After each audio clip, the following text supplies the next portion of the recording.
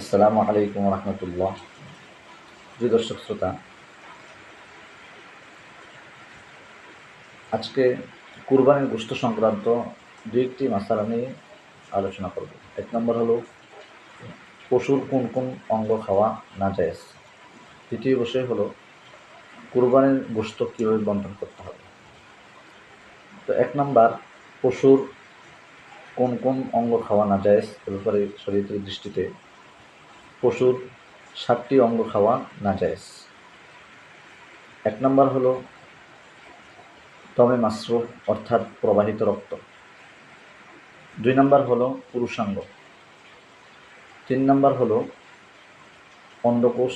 4 নম্বর হলো স্ত্রীলিঙ্গ। 5 নম্বর হলো চামড়ার নিচে যে টিউমারের মতো এক ধরনের ফুলা গোশত থাকে, সেটি খাওয়ানো যায়। 6 নম্বর হলো মূত্রথলি। 7 নম্বর হলো পিত্তথলি। দ্বিতীয় যে বিষয়টি হলো কুরবানির গোশত আমরা কীভাবে বন্টন করব। কুরবানির গোশত 3 ভাগে ভাগ করা মুস্তাহাব।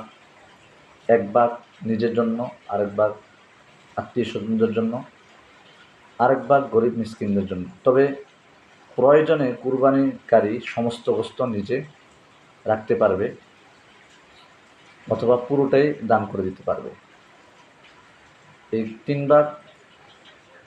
ভাগে ভাগ করা এটা মুস্তাহাব, কোনো ফরজ কিংবা ওয়াজিব কোনো বিধান নয়। চাইলে সে পুরোটাই প্রয়োজনে রেখে দিতে পারবে অথবা পুরোটাই